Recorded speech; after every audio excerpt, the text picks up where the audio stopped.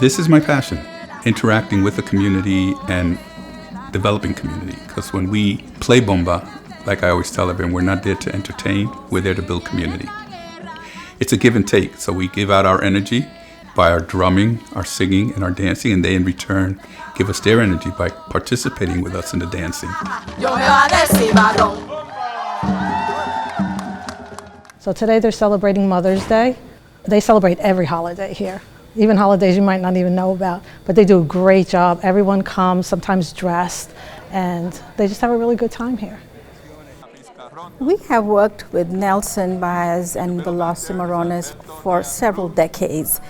He's been part of our community, a part of the Middlesex County arts community, and we have worked with him in many different venues, in senior centers, in concert halls, in schools, at youth shelters as well. And he brings in not only his excellence in art, but his passion to show his culture and share it with communities.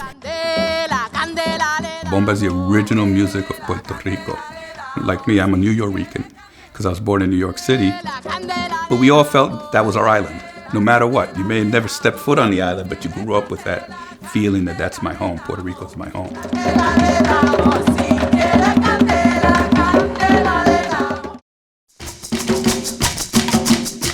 We have our Bomba Academy students practicing. We meet every Saturday.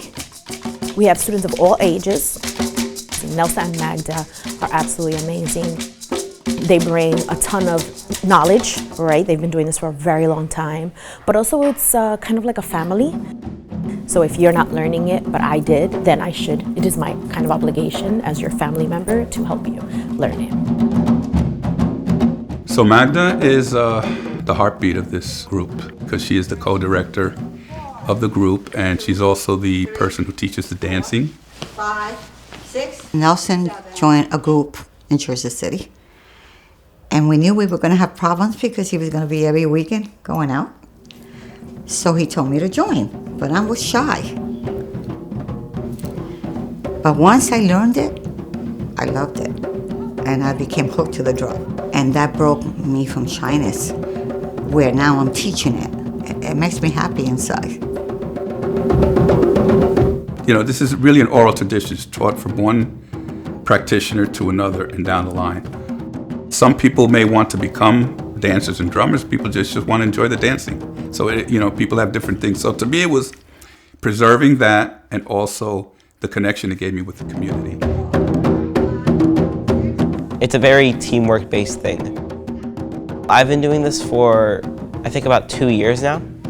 I went to visit Puerto Rico recently, and it's just filled with so much life and heritage, and I just want to be able to express that and share it with as many people as I can.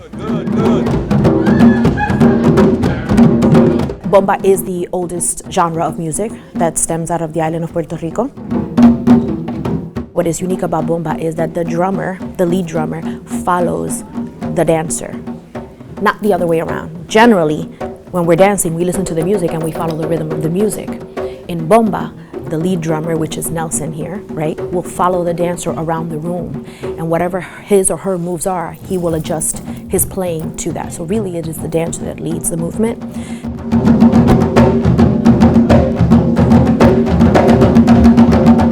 Sometimes it could be the dancer wants to actually challenge the drummer to see how good you are. Are you really able to mark everything I do? And it becomes like a challenge. And sometimes it becomes very playful between the dancer and the drummer.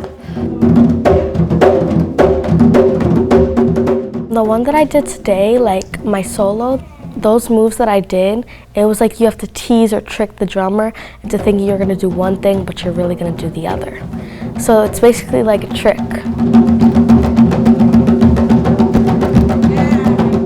I think I got him good.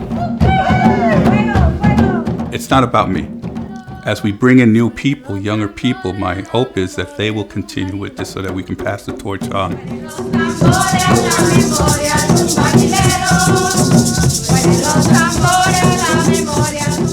It's like when you drop the stone or the rock in the water and it starts and it just keeps making those circles and they just keep going, and you're just worried about the little drop that you did.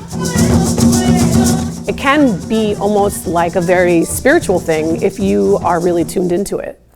And I found that kind of surprising, actually, the first couple times I did it.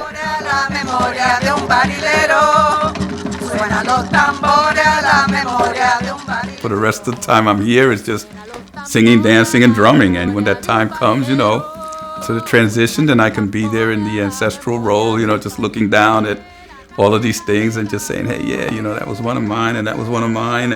And hopefully this continues to just go forward.